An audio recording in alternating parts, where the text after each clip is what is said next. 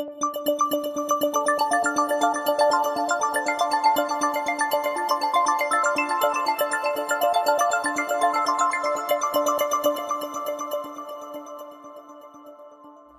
a great pleasure to come to the Whitehead and to MIT and to take part in this wonderful symposium. It's a great challenge to speak here, too, for several reasons. For example, Doug Melton asked for a complete transcript of my talk. That's the first time in history. Secondly, Bruce Springsteen, I think, wrote a song about giving a talk here. He called it Blinded by the Lights. Another thing that makes it difficult to speak here is that as I was putting in my, trying to put in my slides, the other speakers were having to pass judgment on the number and quality of the slides, and it's a pretty tough group. Finally, we heard about the Whitehead curse last time about having newspaper reporters call in the middle of the night. That wasn't a problem. Now, today's session, this morning's session in the meeting, has to do with cell-cell interactions and the diverse biological roles that they play. And that's one of the things I really like about this symposium, why I'm learning a lot and will learn a lot, because it really represents a lot of different organisms. And everybody here has their own favorite organism or two. But let me also say, even though we have favorites, we're not chauvinistic about the organism. Larry Zapersky is very fond of Drosophila. I love yeast and corn smut. Bob Horvitz likes nematodes. And people like Doug Melton and Mark Kirshner are known for running around kissing beautiful women and hoping they'll turn into frogs.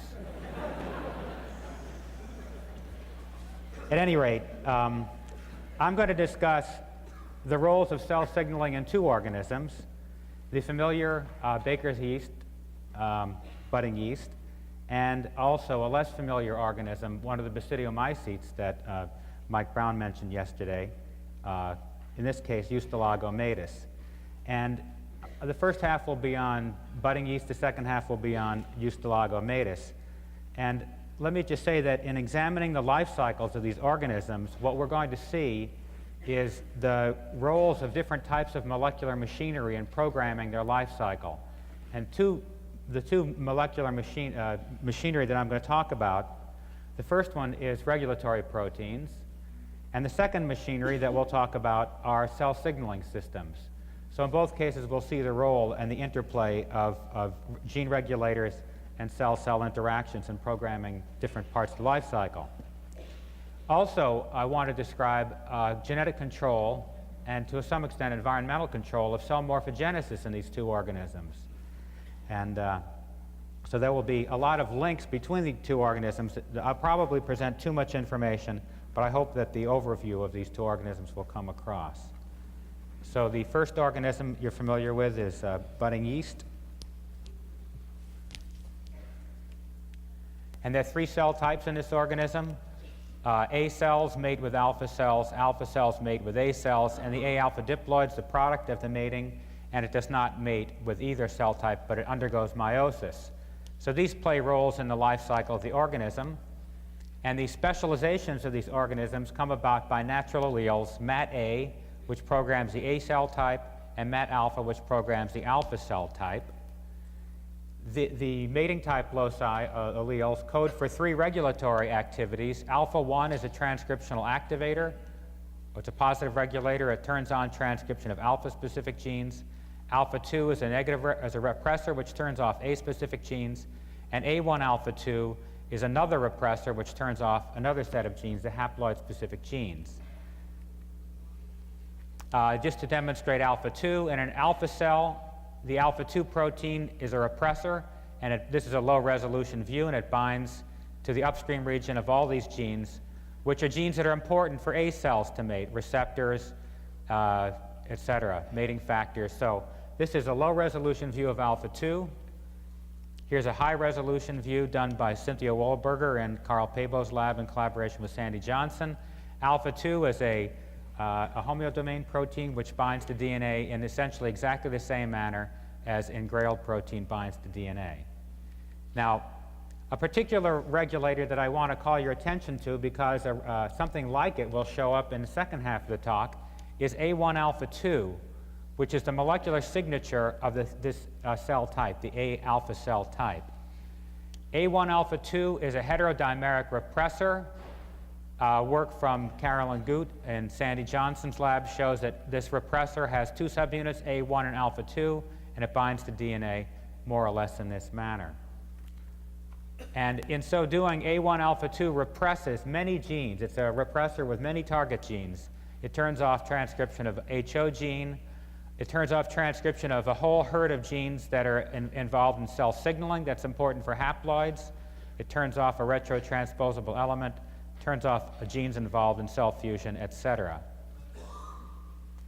Now, that's the regulatory proteins. They turn on and turn off the appropriate genes. But cell specialization, the differentiation process of yeast, occurs in its full form only at the appropriate time, only when a cell sees its mating partner. So an alpha cell turns on the final differentiation of an A cell, and the A cell turns on final differentiation of an alpha cell. And they do that by secreting peptide mating factors. Alpha factor is 13 amino acids, and A factor is 12 amino acids with a modified cysteine, a farnesylated cysteine, and it's hydroxymethylated as well. So they act extracellularly to turn on the final differentiation. Now, alpha factor causes the target cells to do three main things: to arrest in G1, to undergo morphological changes, and to turn on transcription of a whole bunch of genes. So alpha factor is a differentiation factor. It's a negative growth factor, and it's turning on the final differentiation of the mating partner. And I want to comment on quickly on the mechanism of transcriptional induction and then G1 arrest. So alpha factor causes arrest here in the cell cycle in G1. And this demonstrates how we assay that in the lab. This is a patch of alpha cells, and the alpha cells are inhibiting growth of the lawn. The lawn is a bunch of A cells. And you see that there's a zone of inhibition here as the alpha cells inhibit the cells in the lawn. Now this shows you alpha factor has a potent effect on cherry tomatoes. This is without alpha factor. This is with alpha factor. Now the machinery for response to mating factors is shown here. Each cell has a specific receptor. Alpha cells have a receptor that allows it to respond to the A factor. A cells have a receptor which allows it to respond to alpha factor. We know the genes that encode these receptors, and they're regulated in a cell type specific manner. Only alpha cells have this gene expressed, only A cells have this gene expressed. And all the intracellular machinery is the same in both A cells and alpha cells, and that can be shown by doing receptor swap experiments. So that's what's on the cell surface. Now let's look inside the cell and see what the machinery is. So here on the left is an unstimulated cell. We have the receptor is a 7-membrane spanning type, and it has its associate, a sidekick, this heterotrimeric G protein, which exists in the GDP-bound form. And in the unstimulated state, the FUS1 gene, discovered in Jerry Fink's lab and involved in cell fusion, is off. And the G1 cyclins, important for cell cycle progression, are active, so the cells cycle. They grow vegetatively. Now, in the presence of alpha factor binds to the receptor. It somehow causes it to exchange to a GTP form of alpha, and now the heterotrimer falls apart, in this case liberating a beta-gamma subunit, which then triggers the pathway. And a lot of these steps have not been worked out biochemically, but there's progress being made literally every day. And I'm giving you a sort of the best guess of the pathway right now. Beta-gamma somehow stimulates sterile. Let's go to the end of the pathway and show that at the end of the pathway, the FUS1 gene, which used to be off, its transcription is now stimulated, and the FAR gene, whose protein inhibits CLN1 and CLN2, is turned on, and that causes cell cycle arrest. And these genes are transcribed because sterol 12, a transcription factor, has become active. And it's become active because upstream are some protein kinases, FUS3 again discovered in the Fink lab by Elaine Ilion. And these proteins, MAP kinase relatives, somehow activate sterol 12, presumably by phosphorylation.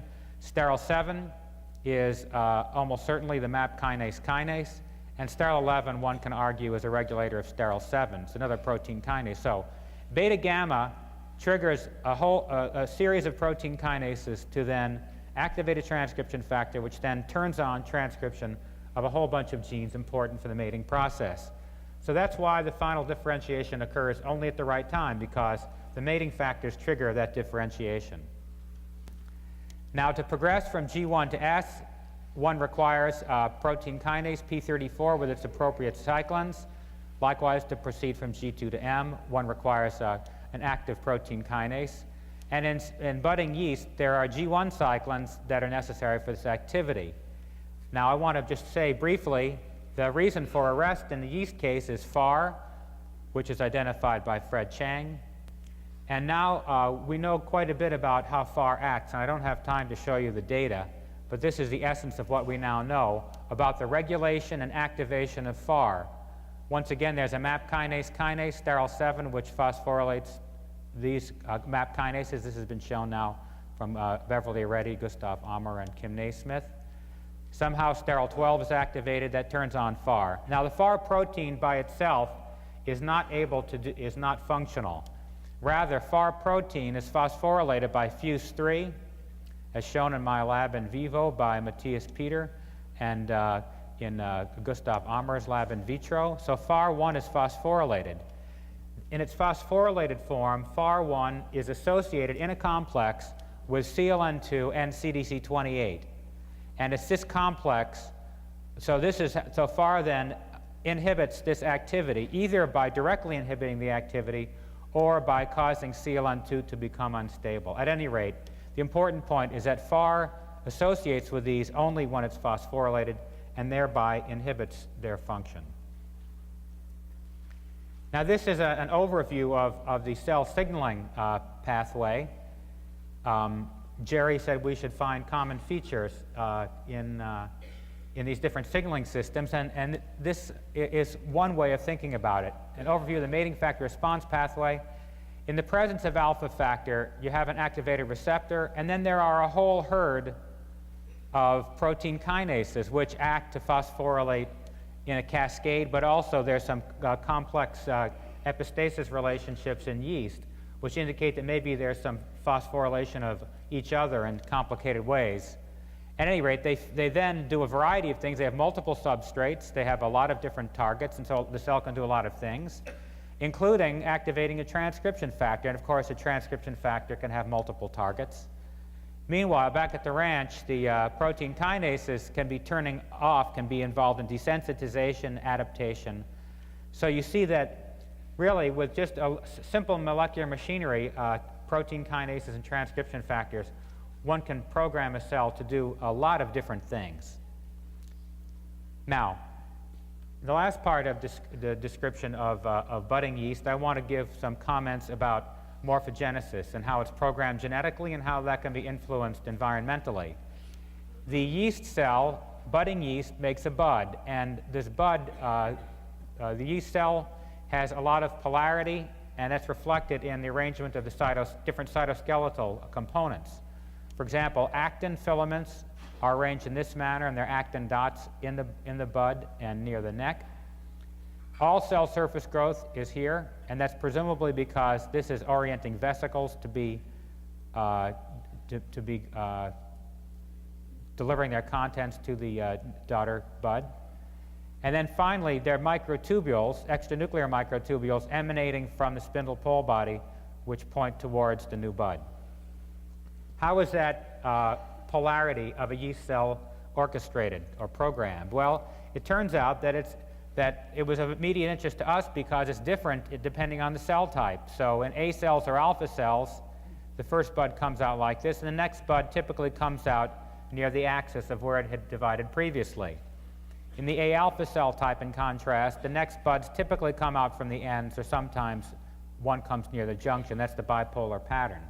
So we'd like to understand how the mating type locus programs the different planes of cell division here. In this case, it's switched to be in this direction. Here it maintains in this direction. This is a picture of the axial pattern. This is an axial pattern exhibited by alpha-alpha diploids. They're alpha cells, and they give the axial pattern. Here, A alpha cells, and they give this elongated pattern here, budding from the ends. Now, the ability to bud in a characteristic manner reflects some interesting reorganizations that take place during the cell cycle. If we look at the end of mitosis, where the spindle pole bodies are at opposite poles here, we see that in an A cell or an alpha cell, where the new bud is going to come out here near the junction of the previous ones, it's known from work of Brecht-Byers that the spindle pole body is oriented towards the bud. Let me just say right now, we don't think the spindle pole body is saying where to make the bud. We think it's following instructions from something that's at the site of the new bud. At any rate, we know that the spindle pole body does have to move, and that process occurs in an A cell or an alpha cell. But notice in an A alpha cell, most of the time, or much of the time, these spindle poles, having gone to opposite poles at the end of mitosis, can just sit there. They do not have to undergo this movement here, although sometimes this one does move in the mother cell. So there's some kind of regulation of movement of the guts of a cell. Now, John Chant, who's within a few months going to take a position in Doug's department, as a graduate student in my lab, began a very prolific attack, or productive attack on this problem by looking for mutants that are unable to exhibit this phenotype. He looked for mutants that did not give the axial phenotype. They were defective somehow in this process. And the mutants turn out to have two different phenotypes. In some cases, the mutants exhibit a bipolar phenotype. In other cases, they exhibit a random phenotype. Now, and thinking about, and these are all due to knockout mutations, to loss of function mutations. So we arrange this information into a morphogenetic hierarchy here and say that this is one view. I'll show you another view on the next slide. There's a random pattern, and then it gets converted to a bipolar pattern by the action of bud 1, 2, and 5. That gets converted to an axial pattern by bud 3 and bud 4.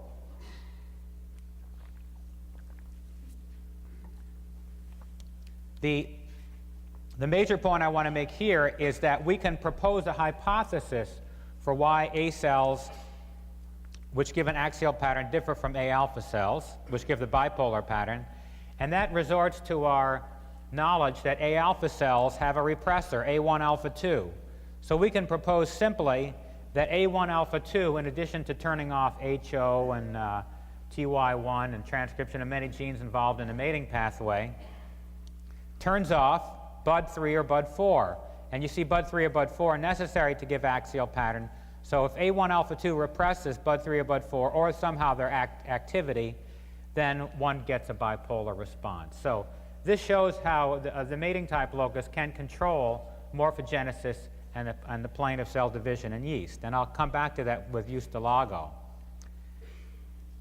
This is an update because as I have looked at this pattern for a year or so, and if you look at it too much, you start to believe it, even though there are other ways of thinking about it. And here's another way of thinking about it.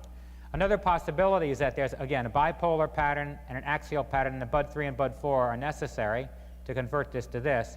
But you could also say that either one of these patterns can decay, and that bud 1, 2, and 5 lock these patterns into position. We really don't know exactly the molecular machinery, what bud 1, 2, and 5, how bud 1, 2, and 5 work to program the pattern. But in the last few minutes of this first part of the talk, I want to give you an update on the molecular machinery that bud 1, 2, and 5 genes define. But before I do that, let me say something about another group of genes involved in budding pattern. This is a group of genes, and this work is really based from John Pringle's lab, a group of genes typified by CDC24, which has the phenotype that at non-permissive conditions, instead of giving a bud, localized growth, it undergoes uniform cell surface growth. So these genes, CDC24, 42, 43, and BEM1, are all necessary to restrict growth to a certain point. Now, CDC42 is a member of the Rho family, so it's a small, low molecular weight GTP binding protein. CDC43 is a subunit of a geranyl aiding enzyme, which is thought to which is I think has been shown to prenylate CDC42. I'll talk about BEM1. CDC24 is a guanine nucleotide exchange protein. Now, the idea then is that the bud proteins, which are important for telling the cell where to make a bud, organize these proteins here, which define the budding site, which restrict budding to one position. And the hypothesis is that these proteins organize the cytoskeleton, actin, and tubulin.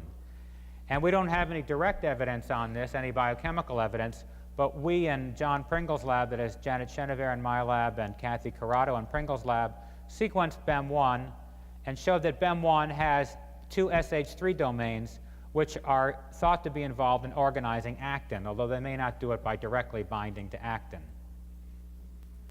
So the idea then is that the bud proteins, bud3 and bud4, recognize a landmark at the old junction between mother and daughter, and then bud3 and bud4 somehow organize the other proteins, the CDC24, et cetera, to that site, and then they ultimately organize actin and tubulin. Now, we know something about bud1, 2, and 5, and I want to go into this because there's now a new regulation at the NIH that everybody has to work on low molecular weight GTP binding proteins. So you see the impact on the Brown and Goldstein lab. They no longer work on cholesterol. It's all RAB and stuff like that. Okay. They're cringing in the first row. Okay. So it turns out that bud1 is similar to RAS. That was shown by Alan Bender in John Pringle's lab. It's a RAS relative. And bud5, John Chant sequenced and showed that its similarity to CDC25 in cerevisiae, which is a guanine nucleotide exchange protein. So the idea then is that bud1 has two states, and those are those are switched by bud5. More recently, Hago Park, a postdoc in the lab, sequenced bud2, which was cloned by John Chant. It has similarity to GAP proteins, and Hago has now shown that bud2 has GAP activity against bud1 in vitro. So we too do enzymology, not just Goldstein and Brown. Okay, so we have bud1 has two states, a GDP-bound form and a GTP-bound form, and there's a bud5 which is proposed to catalyze nucleotide exchange, and bud2 which looks like a GAP. What do these proteins do? This is a hypothesis. We really don't know how they interface with the rest of the proteins. But the scheme is as follows, is that bud1 may be involved in bringing important proteins to the budding site. For example, perhaps the GTP-bound form interacts with CDC24. It brings this to the, brings it to the budding site. Once at the budding site, bud1, which, let me just comment, has a CTIL at its carboxy terminus, and so it's likely to be geranylated. So bud1 brings us here, and now at this position, the bud site, maybe bud2 is located here. The GAP protein causes hydrolysis to GDP. bud1 can exit, leaving behind CDC24, get recharged, etc.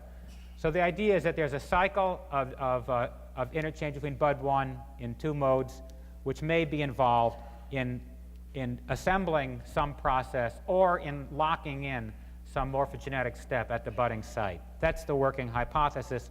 Obviously, we need now to put up or shut up and find out what bud1 interacts with. Let me just leave the morphogenesis process and bring it back to the idea of cell-cell interaction by noting that yeast cells orient their cytoskeleton in response to their mating partner. We've just seen that yeast cells growing vegetatively have a programming of where to bud. They bud axially, they bud in a bipolar manner, depending on their what their cell type is. But the interesting thing is that when two cells, A cells and alpha cells, come near each other, they reorient their cytoskeleton towards each other. So it appears that there's some kind of morphogenetic signal that is generated by cell-cell interaction so that the yeast cell reorients its cytoskeleton. So now they orient the cytoskeleton towards each other so that at the time of cell fusion, there's an appropriate nuclear fusion involving subunits of the nuclear membrane in the spindle pole apparatus. Now, in summary then, I've talked about two different morphological forms of yeast. The haploid gives axial budding. The A-alpha cell gives bipolar budding. And in Jerry Fink's lab, Jimeno et al. Have shown that when A-alpha cells are starved nutritionally, they undergo another form. They have extreme elongation, an accentuation of elongation, and they don't undergo cell separation, so they make a pseudohyphal form, which they argue, and it's a rational proposal, is involved in foraging. So these are the three different morphological forms of yeast. And this is an introduction, then, to the next part of my talk, which concerns Ustilago maydis. Now, Ustilago maydis, I will show you that it has a lot of the same machinery as in budding yeast. It's got homeodomain proteins, and it's got signaling systems and pheromones. But it deploys all this machinery in a slightly different way. And every time you think you understand Ustilago and you base your thinking on how yeast does it a certain way, Ustilago trips you up. So don't make any assumptions. This is organism from Mars, really. It's a very interesting one. It's a fungal pathogen of corn. It's a member of the smut fungi, which cause a variety of disease, in this case on corn. The disease is characterized by tumors on leaves, stems, and cobs. The host range is on corn and teosinte, but not on other close relatives or relatively close relatives like millet. And it needs the plant to complete its life cycle, as I will show you. There's a developmental switch in this organism. They're haploid forms, which are yeast-like. They're unicellular. They grow on plates, and they're non-pathogenic.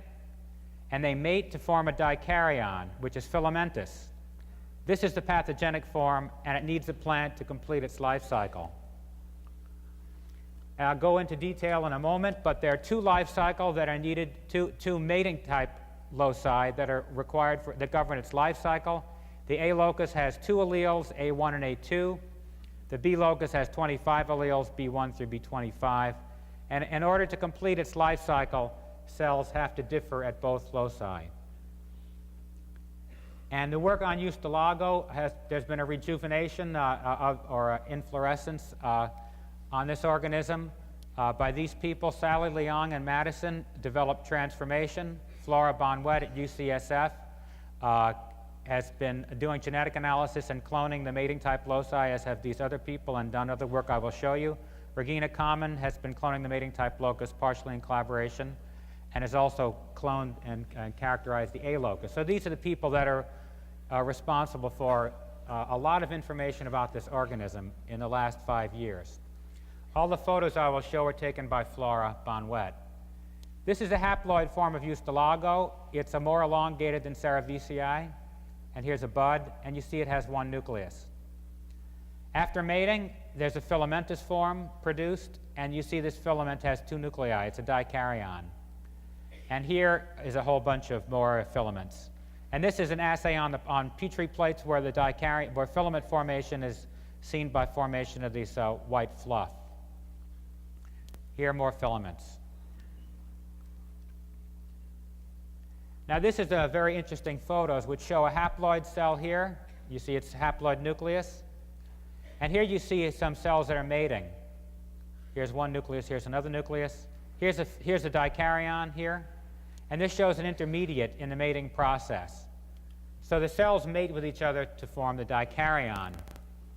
Now, as I'll mention, the A locus, in yeast, the mating type locus codes for regulatory proteins, and the mating pheromone genes are scattered throughout the genome, and the receptors are. What Regina Common's lab found is that the A mating type locus actually codes for the mating pheromones and the receptors. And these mating pheromones and receptors then presumably facilitate the mating process, and then later you get to filamentous dikaryon. So here's the life cycle. You form a dikaryon. The dikaryon infects the plant. Now it causes tumor formation in the plant. And Jeff Schell will be talking about what agrobacteria does to a plant, among other things. And in this case, Ustilago causes tumors in corn, but nobody knows the molecular mechanism. So it turns on tumor formation, and within the tumor, the fungus differentiates. So this is one example of cell-cell interaction. It differentiates within the plant to make teliospores, and these are diploid spores. And then when they germinate, it undergoes meiosis. So this shows you some of the actual tumors. This is on the leaf, on the midrib of the leaf. This shows you why corn geneticists are not fond of Ustilago. This is from Ginny Walbot's field, and this is an ear of corn that she was very happy to give Flora. And these are more or less normal ears, more or less normal kernels. And these here are individual kernels that have been infected by Ustilago, and then they're completely filled with sooty spores, and that's why they're called smut.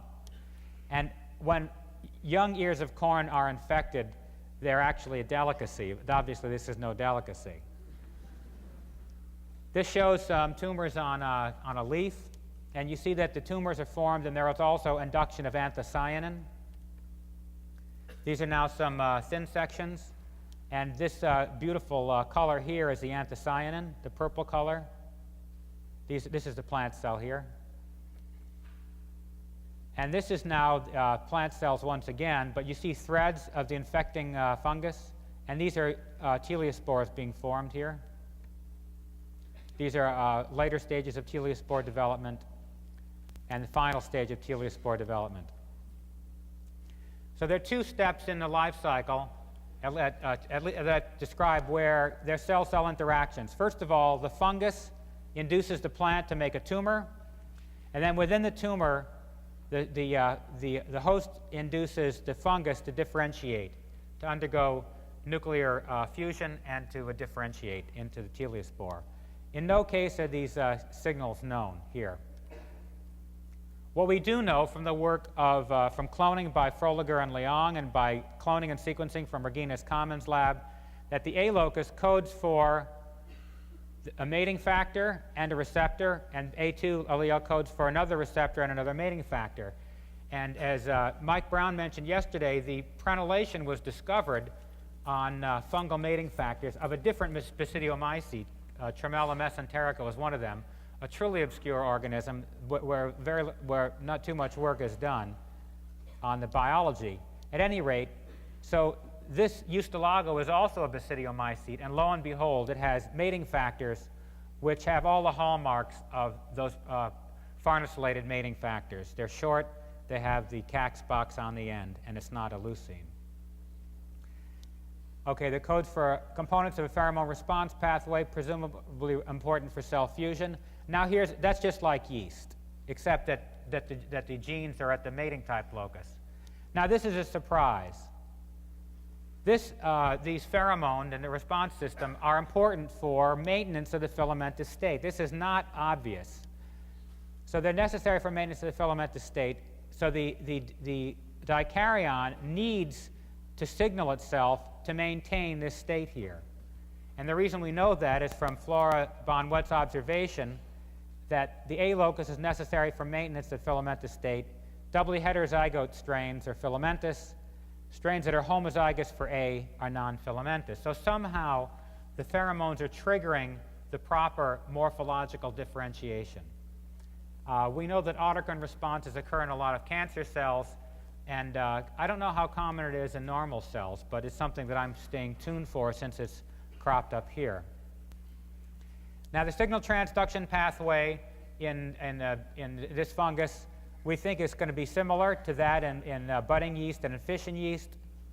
There are receptors identified from Commons lab, and Flora has identified a gene Fuz7, which is related to the presumed MAP kinase sterol 7, or BYR1. And she cloned the gene, and this shows you the similarity of Fuz7 to the other fungal protein kinases. If she knocks the gene out, instead of getting this mating response, she doesn't get the response. So Fuz7 is important for the response to the mating factors in some way, and whether it's important for responding to plant signals is not known. Now, that's the A locus. The A locus codes for mating pheromones and for pheromones. The B locus codes for regulatory proteins, two regulatory proteins that are both homeodomain proteins. The original locus was cloned originally by Common's lab and by Flora Bonwet and by Leong and Kronstadt. And then the Common lab showed that there is another polypeptide coded at that locus. So there are two homeodomain proteins called W and E. These proteins have a constant region that's similar. I'm not going to go into that. At any rate, they have a homeodomain protein, and the 25 alleles, 25 alleles at this locus, any combination of two different alleles results in pathogenicity, and this is a regulatory protein. Deletion analysis, mutational analysis by Common showed that the active species is a heterodimer of one W protein and one E protein. For example, the W protein from the B1 allele and the E protein from the B2 allele, so that lo and behold, the active species is a heteromeric or heterooligomeric protein. So heteromeric regulatory proteins are a molecular signature for diploid cell type in budding yeast, A1 alpha 2, and for dikaryotic cell types in fungi, so E2W1 or E1W2 in maydis. And then in other fungi, for example, the wood-rotting fungus, Schizophyllum commune, also has such a system. So fungi, and yeast is a single-celled fungus, fungi make use of these combinatorial regulators composed of multiple different types of subunits to program their life cycle. Now, what are the targets of regulation by the Ustilago heteromeric protein? We'll call it B1, B2 for simplicity. So we know that cells that have B1, B2 that are dikaryons have the following properties. They induce tumors, they're filamentous, and they're saprophytic, which means they cannot grow on plates in the lab. So this regulatory protein here somehow activates tumor formation, and it activates filament formation, and it inhibits saprophytic genes. Now let's remember that this, at least in cerevisiae, is a repressor. So we should at least keep an open mind and consider that maybe this turns on these processes by inhibiting an inhibitor. So this may be a repressor which activates tumor genes by inhibiting Z, and Flora has identified mutants that are candidates for being defective in Z, the inhibitor of tumor formation. Likewise, this might activate filament formation by inhibiting an inhibitor of filament formation. This is where I want to remind you about the genetic control of morphogenesis in budding yeast, where I argued that A1 alpha 2 may turn off BUD3 and BUD4 or otherwise inhibit their activity. That's exactly what I'm showing here symbolically, that the repressor, there may be a repressor which turns on the appropriate filamentous mode of growth by turning off something. So Flora has identified other genes that are not at the mating type locus that may be regulated by these proteins, and I'll just call your attention to Fuz1 and Fuz2, which are necessary for various steps of the life cycle. RTF, which may be a repressor of tumor formation. The idea now is to clone these genes and find out what they do and see if they're regulated. So in conclusion, what I've tried to do in this tour of two organisms is to show you how regulatory proteins and cell signaling events control the specialized properties of these cells, including their morphology, and to show you that there's some similarities in the machinery, but that they're put together in different ways to allow these organisms to do quite different things. Thank you.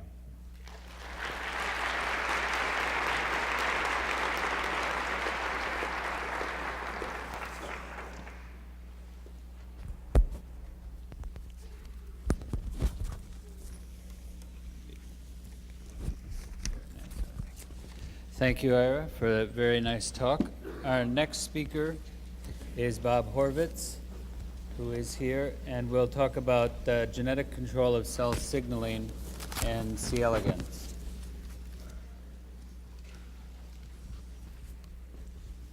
It's kind of hard to talk about it. Do you have a clip or do you watch? You know what you got to do.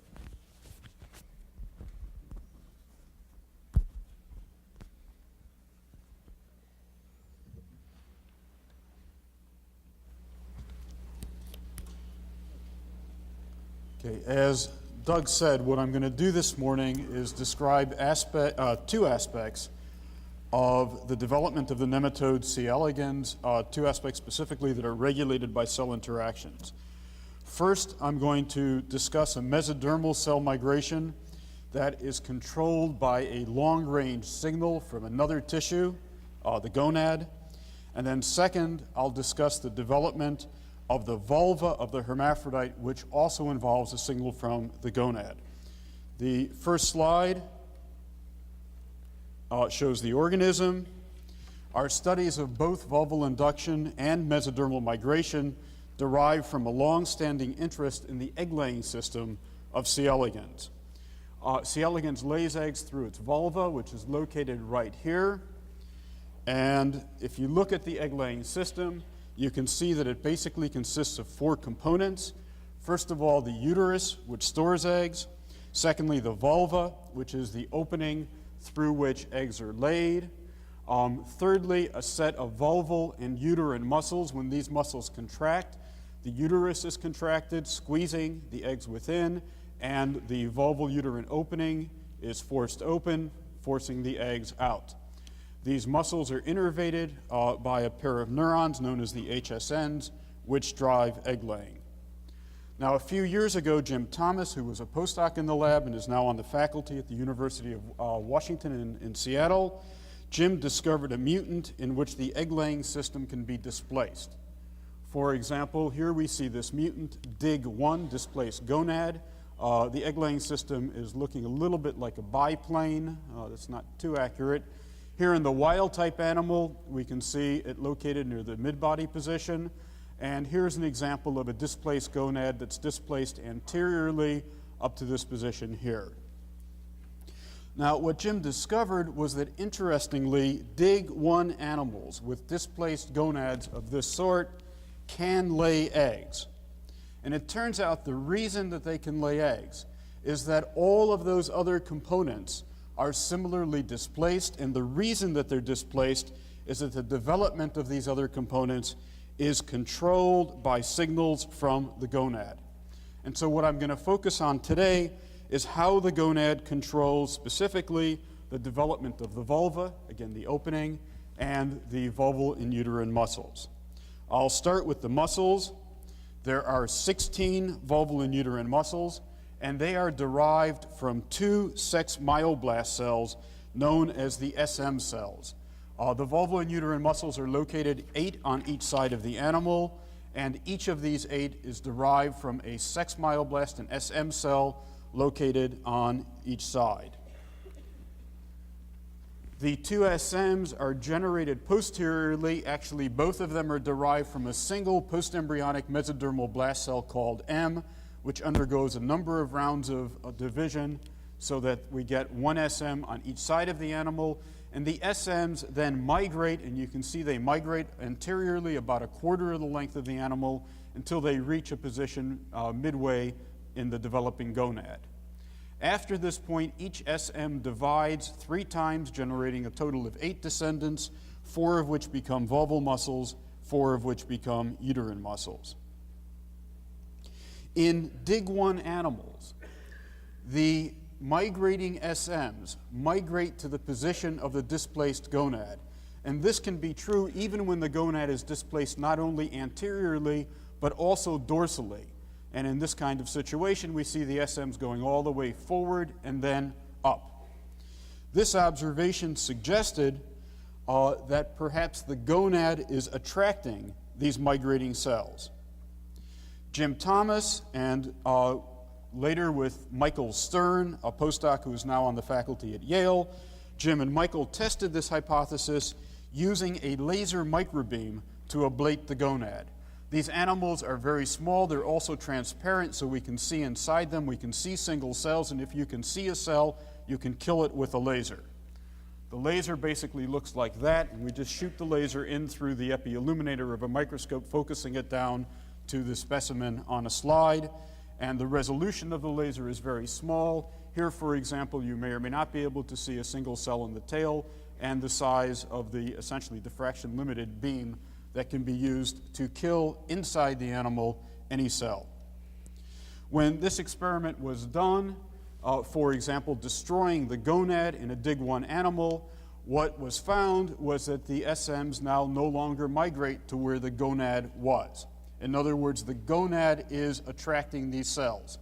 However, the cells still migrate. So it's not that the gonad is causing the migration, but rather that the gonad, in a sense, is calling the cells home, telling them where to terminate their movement. Now, Michael Stern was interested in this process, and for this reason, he sought and characterized a number of mutants that were abnormal in the migration. For example, he characterized mutants that were defective in egg laying, and it turns out, not surprisingly, that an animal can be defective in egg laying for many different reasons. He examined egg-laying defective mutants in the light microscope with polarized optics, which allows visualization of the egg-laying musculature, and he looked for animals that were lacking these vulval and uterine muscles. In this way, he identified a series of genes with different defects in steps of sex myoblast development. Defects in the original M lineage, which generates the SMs, in the specification of the fate of the SM cells, which also includes a gene that's been known for a long time, LIN12. 3 genes that are involved in SM migration. Mutants defective in any of these 3 genes. EGL means egg-laying defective. SEM means sex myoblast defective, and the name depends upon how the mutants were isolated in the first place. Mutants defective in any of these 3 genes show defects in sex myoblast migration. For example, here we see the characteristic defect in mutants in the gene EGL15. The wild-type animal always shows the sex myoblast migrating to the same quite fixed position, and in EGL15 mutants, the migration is defective and the cells terminate earlier. Now, Michael ablated the gonad using the laser in EGL15 mutants, and what he discovered was that in EGL15 mutants without a gonad, the sex myoblast migrated further than in EGL15 mutants with a gonad. In fact, even further sometimes than in the wild-type animal itself. What this observation indicated, and this is very important, I think, is that the termination of sex myoblast migration in EGL15 mutants is a consequence of an interaction with the gonad. In other words, the gonad is causing these cells to stop migrating. And if you remember, normally the gonad is calling these cells. So what seems to be happening is that there's a reversal in the sign of the interaction between the gonad and the migrating sex myoblasts. Okay, EGL15 therefore looked like a gene that was involved in controlling this migration and the interaction involved in this migration, and Michael genetically analyzed this gene. For example, he obtained new mutations in the gene on the basis of their failing to complement existing mutations, and he characterized these new mutations by making animals that were homozygous for them. What he found was many of the new mutations, like the original mutation, caused a defect in sex myoblast migration, but in fact, many of the mutations caused a much earlier defect in development, caused the animals to fail to develop beyond the first larval stage. And in fact, his genetic experiments indicated that a total loss of function of EGL15 led to larval developmental arrest, indicating that this gene must be functioning not only in sex myoblast migration, but also in earlier aspects of development. In addition, he isolated a temperature-sensitive mutation, the mutation N1477. This means it was the 1477th mutation characterized in our lab. And at 25 degrees, N1477 animals are extremely sickly, and they grow very poorly. What that meant was that Michael could grow N1477 animals at 15 degrees, where they were quite healthy, generate large numbers of individuals, and basically mutagenize these, and look then at 25 degrees, the non-permissive temperature, for revertance of this sick phenotype. In other words, he was looking for suppressors of EGL15. He obtained a variety of these, and the suppressors defined a new gene that's involved in sex myoblast migration, a gene known as CLEAR1. Clear because when you look at the animal, it's particularly clearly visualized. Here we see the EGL15 mutant compared to the wild type, and you can see what I mean when I say this animal is rather sickly by comparison. An EGO15 clear 1 double is a much, much healthier animal. This is the kind of revertant that Michael obtained.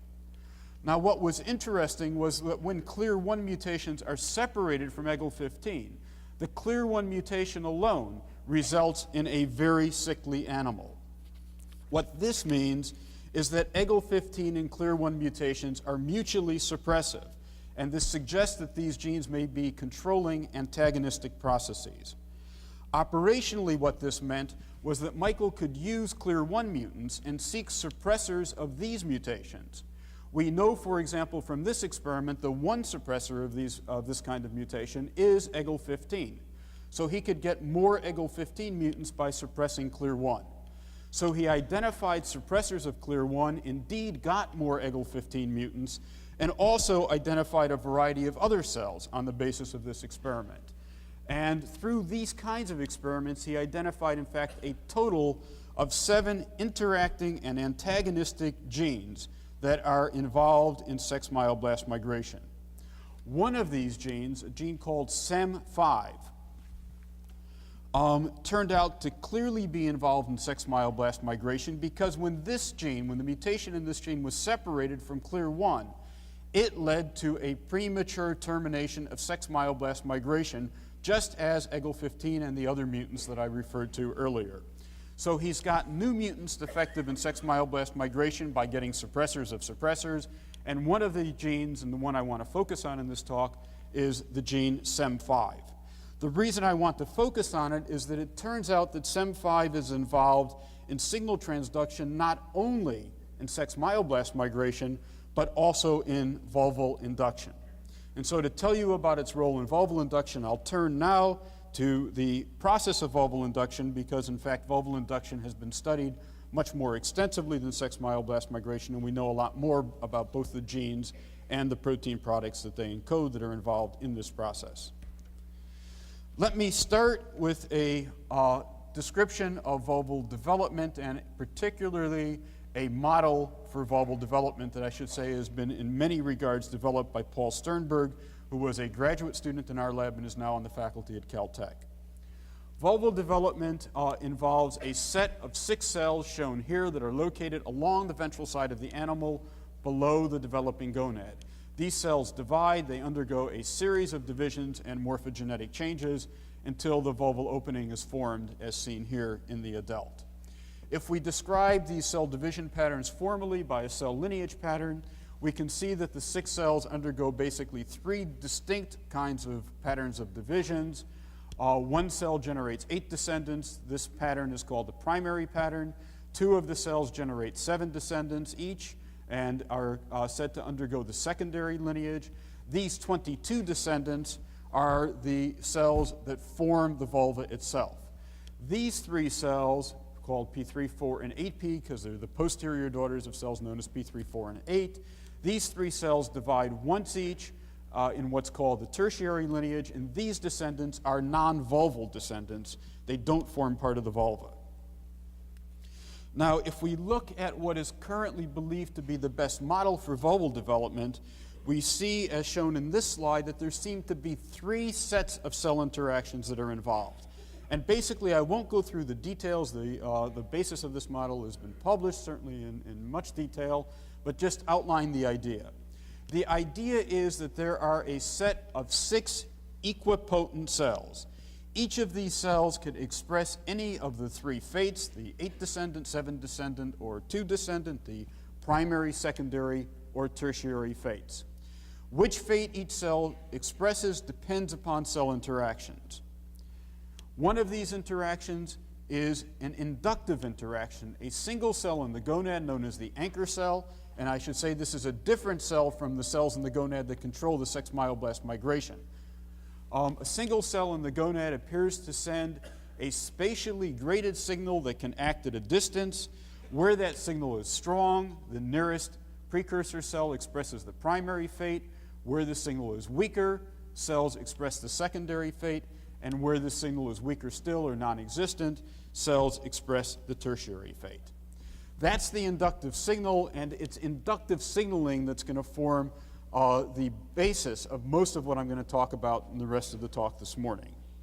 Now, the inductive signal seems to act by overriding an inhibitory signal from the epithelial covering that envelops the animal.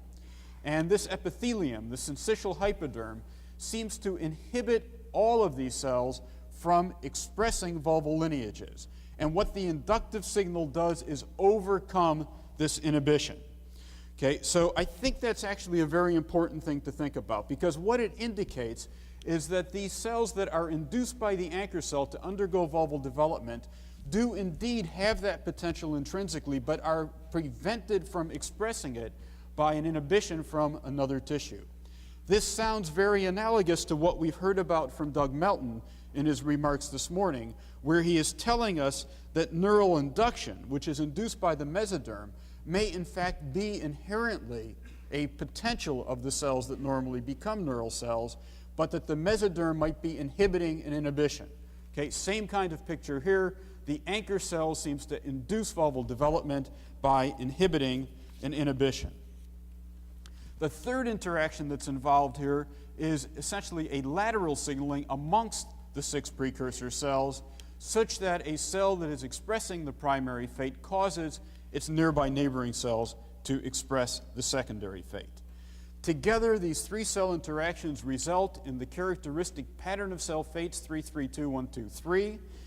Again, I won't go through the details, but just give you a couple of examples of the kinds of observations that leads one to believe in this model. Here, for example, is a dig-1 animal. If the gonad and hence the gonadal anchor cell is displaced, we get a displacement in the fates expressed by these cells. Instead of going 3-3-2-1-2-3, they go 3-2-1-2-3-3. Similarly, if the anchor cell is killed with the laser, so there now is no inducing cell, all 6 of these cells will express the non-vulval tertiary fate. It is this experiment that says the anchor cell induces vulval development. Okay, to analyze the molecular genetic basis of vulval induction, we have for a number of years now been isolating and characterizing mutants defective in this process. Initially, Chip Ferguson, who's now on the faculty at the University of Chicago, studied about 200 such mutants, and they basically defined 2 phenotypic categories. Here's a wild-type animal with a vulva. Here is a vulva-less animal. If an animal does not produce a vulva, because C. elegans is internally self-fertilizing, it still produces progeny. The progeny hatch in utero and result in this cuticle of the adult surrounding about 50 little larvae. This is a vulvaless mutant. By contrast, below we see a multivulva mutant that generates a variety of vulva-like structures. Now, in some of these vulvaless and multivulva mutants, we see characteristic lineages as shown here. Again, the wild type goes 3-3-2-1-2-3, and a wild type animal in which the inducing cell has been killed goes all 3s. A vulvaless mutant that is defective in inductive signaling goes all 3s, just like an animal that's missing the inducing signal. By contrast, a multivulva mutant can show lineages as shown here, where all 6 of these cells express either the primary or secondary vulval lineages. These mutants are expressing vulval lineages even by cells that normally do not do so.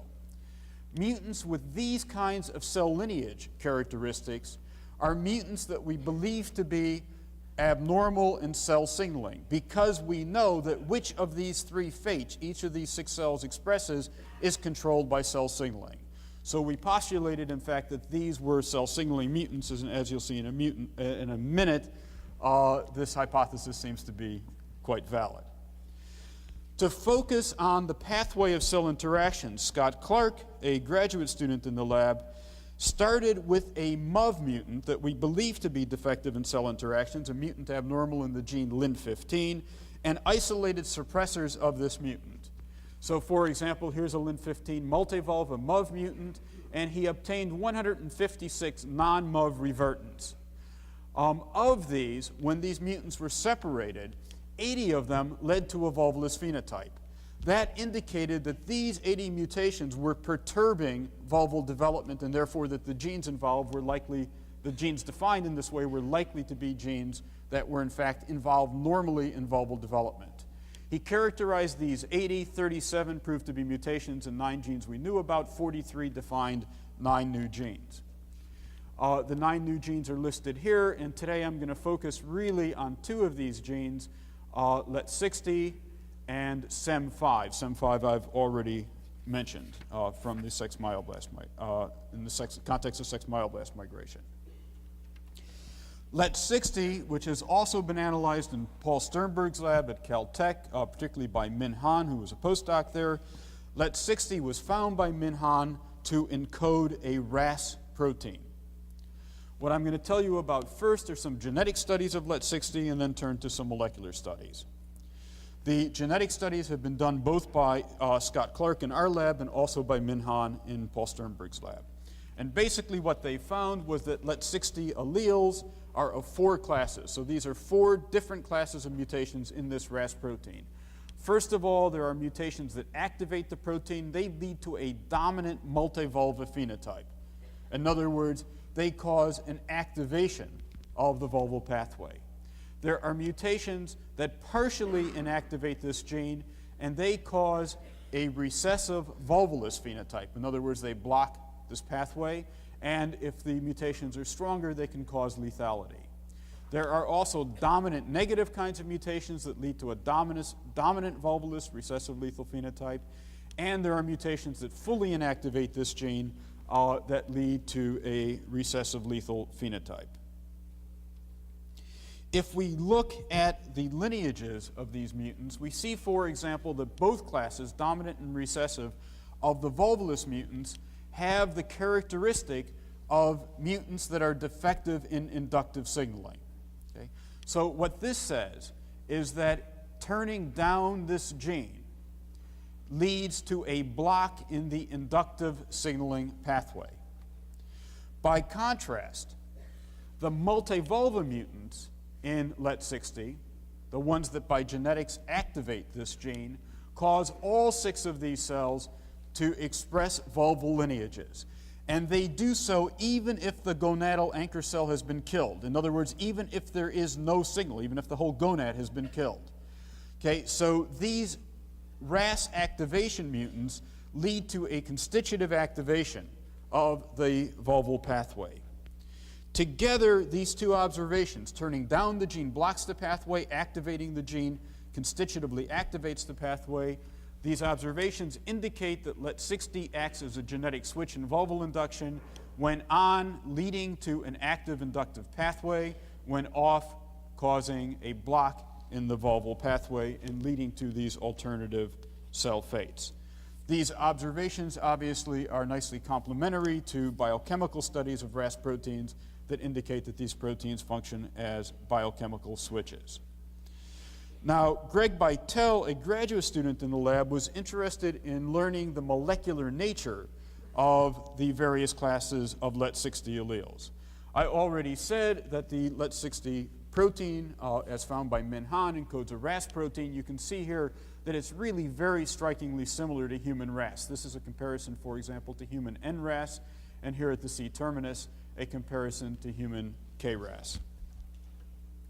Greg analyzed the sequences of our various LET60 mutations, and for example, he found that the LET60 multivulva mutations, which activate this RAS protein, are all identical G to A transition mutations, causing therefore identical substitutions of glutamic acid for glycine at codon 13. Okay, now codon 13, as I'm sure many people know, is one of a few codons that activates RAS genes in both yeast and mammals. So the fact that mutations in this activated C. elegans RAS gene that activate the pathway, the signal transduction pathway for vulval induction, is similar to the oncogenic mutations in mammalian RAS, I think is quite interesting. Now, if we look at the recessive RAS mutations, the ones that inhibit RAS function partially or completely, if we look at the ones that block the vulval induction pathway, what's interesting about them is that although they indicate sites that are needed for RAS function, these very same sites have been studied in other RAS proteins, initially by Doug Lowey's lab at NCI, and more recently by Chris Marshall's lab in London. These people have studied the RAS protein and asked whether or not these sites are needed for the function of a mutationally activated RAS. In other words, once activated by mutation, do these sites disrupt function? Okay, the answer, and the most striking answer I think comes from Chris Marshall's studies. The answer is that for at least codon 66, that site is not needed for a mutationally activated RAS, even though for the same RAS protein, namely Harvey RAS, that site is needed for the normal RAS protein to work. The suggestion from these observations is that at least codon 66, and maybe some others of these mutations as well, are needed for the functioning of this protein, but not for its functioning once it's been activated. In other words, the suggestion is that maybe codon 66 and perhaps some of these other sites define places where RAS proteins interact with their activators. And if they are activated, these sites are no longer important. The next slide shows mutations that result in recessive lethality. And I should say that this recessive lethality that's seen by loss of function of this RAS protein is the same as the recessive lethality that's seen by loss of function of the SEM5 protein. Namely, these animals fail to develop beyond the end of the first or early second larval stages, and they assume a very characteristic rigid rod-like appearance, and I'll return to that a little bit later.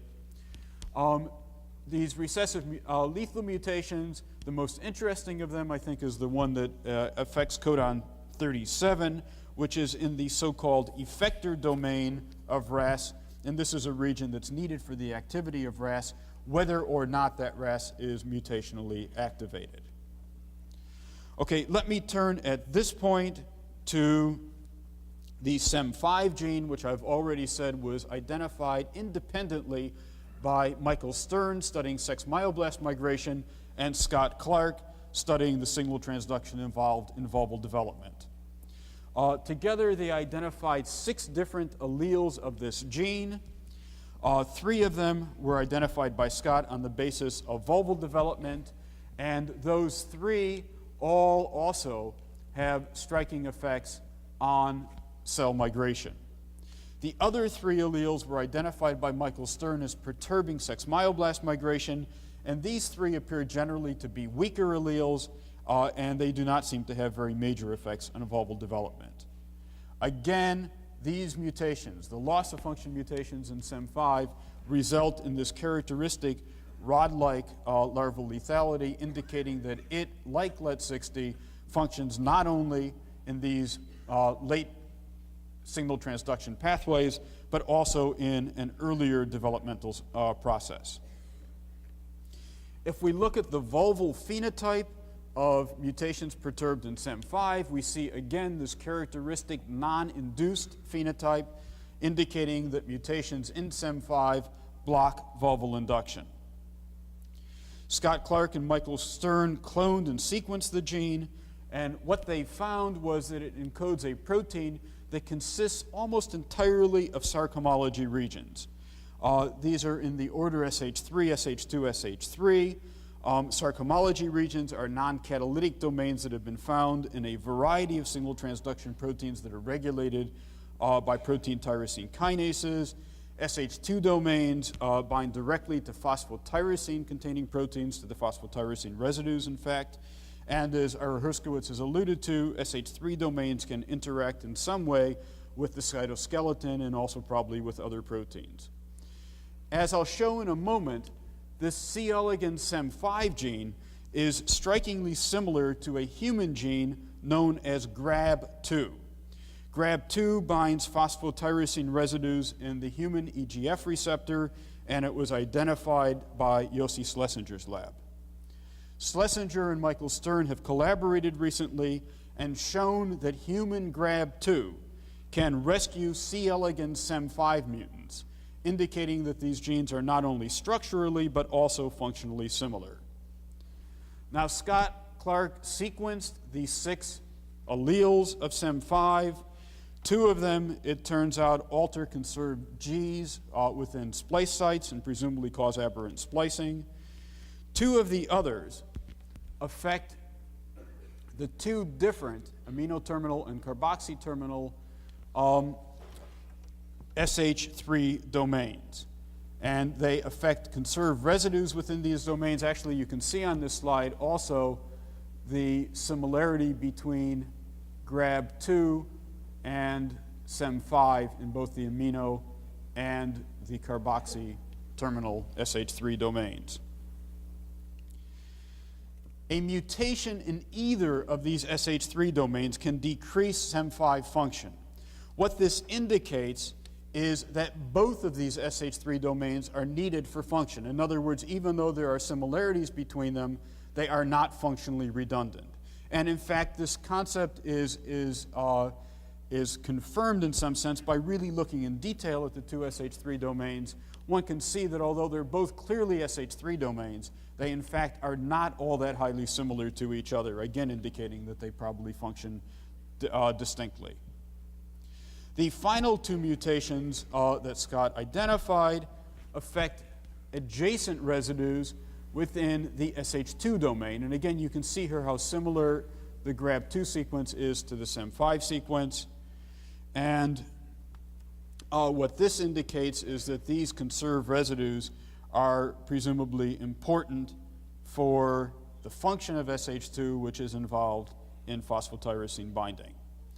Okay, based upon its structure, we can say then that SEM5 seems likely to act as an intermediate in the Vulval signal transduction pathway, presumably by interacting with at least one phosphotyrosine-containing protein. So the question then is, what proteins are there that SEM5 might interact with? To answer this question, I want to now turn to how both SEM5 and the LET60 RAS gene fit into the overall pathway for vulval induction. To define a genetic pathway for vulval induction, we have constructed double mutants between the various vulvalus and multivulva mutants. Here are the vulvalus, here are some multivulva mutants. Now, if you think about it, each multivulva mutant is activating this signal transduction pathway. Each vulvalus mutant is inactivating the pathway. So if a vulvalus mutation is acting downstream of a multivulva mutation that's activating the pathway, the vulvalus mutation should prevent the action of the activated pathway, or the activated multivulva mutation. Okay, in this way, all of the doubles have been constructed, and what you can see here, for example, is that the different multivulva mutations seem to define different sites with respect to this pathway in comparison to the vulvalus mutations.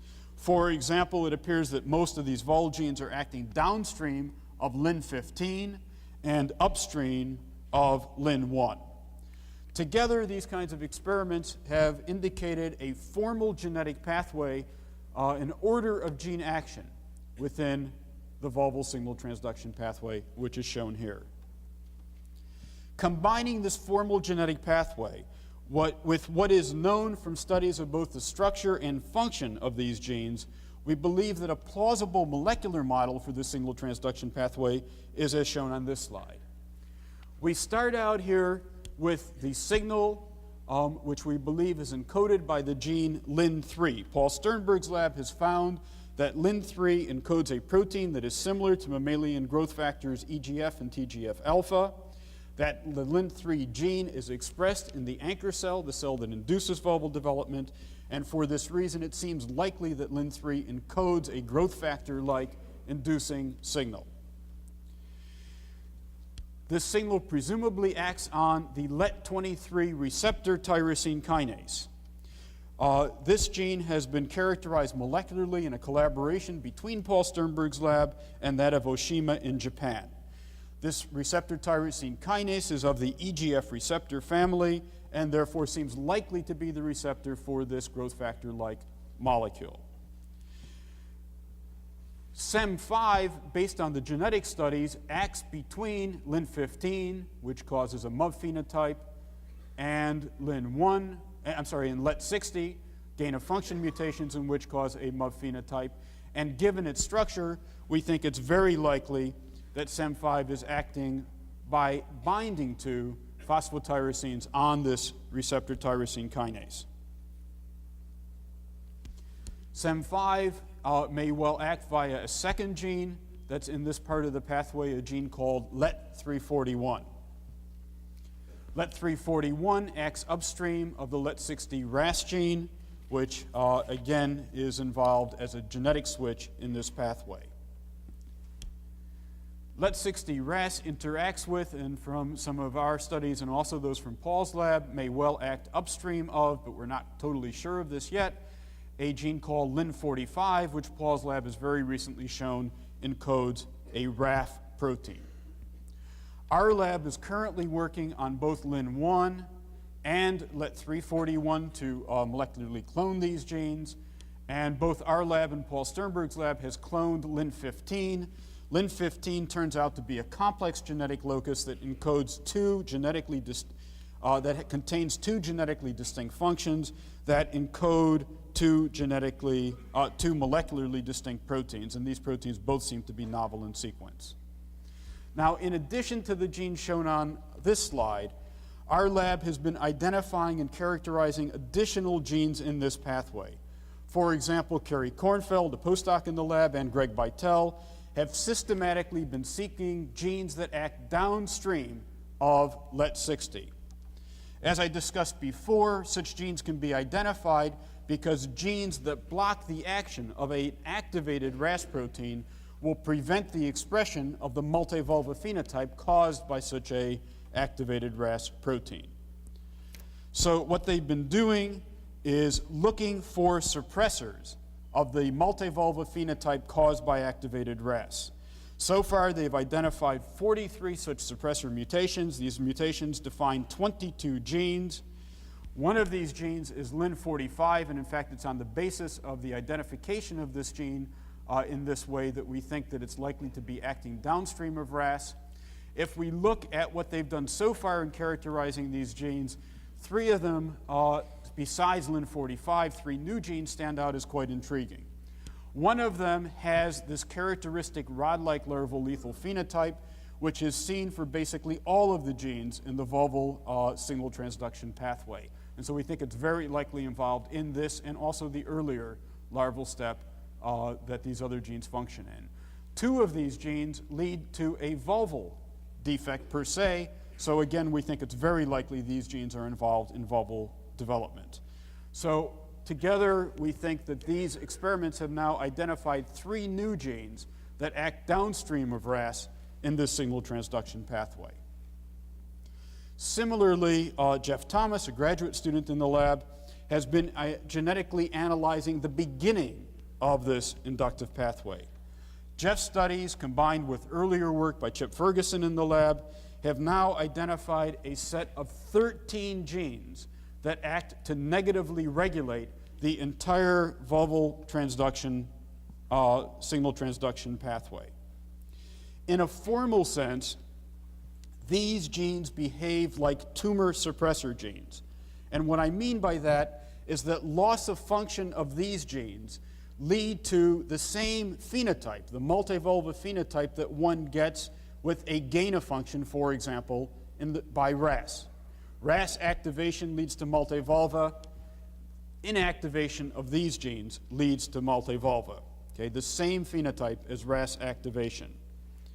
Now, what's interesting is the multivulva phenotype caused by these genes requires mutations in two of these genes to be expressed. Specifically, what we see is that these genes can be divided into two classes that we call A and B. A mutation in any one of these genes does not perturb vulval development. If we have a double mutation in two class A genes or a double mutation in two class B genes, again, vulval development is normal. But if there's a mutation in one class A gene, any of these, and one class B gene, any of these, then there is a multivulva phenotype. Okay, because of this synthetic effect, we call these genes synthetic multivulva genes. And I could say just a very quick word about how these genes have been isolated. The first of these was isolated as a multivulva mutant that, when analyzed, proved to show a two-gene effect. In other words, the phenotype mapped to two locations, and it could be separated into two separate loci. Each mutation alone gave a non-MUV phenotype. But once we had strains that carried either of these mutations, we could mutagenize these strains and look for new multivulva mutants. Some of the new mutants were single-gene multivulva mutants of the kind that I described previously, but some of them were new synthetic multivulva mutants. And once one had new synthetic multivulva mutants, these could be separated again, non-multivulva, mutagenized, new multivulva. Okay, and so one can keep going, generating more and more genes, always so far at least finding genes to be in one of these two classes. In this way, we've now identified a total of 13 SynMUV genes, 4 in class A, 9 in class B. We interpret the observation that these observations by postulating that there are two functionally redundant classes of synthetic multivulva genes that act in parallel. Both act to inhibit the vulval inductive pathway. If one of these two pathways is knocked out by mutation, the other is still sufficient to inhibit this pathway. One has to knock out both of these pathways to cause a constitutive activation of the vulval inductive pathway and the expression of that intrinsic potential that these cells have to generate the vulval lineages. So far, we have cloned 4 of these 13 genes, and based upon the sequence analysis to date, all 4 encode novel proteins. So exactly how these genes act and how they interact to negatively regulate this signal transduction pathway is a major goal of the work in the lab. I'd like to conclude at this point by reminding you that the SEM5 gene functions in signal transduction both in vulval induction and in sex myoblast migration.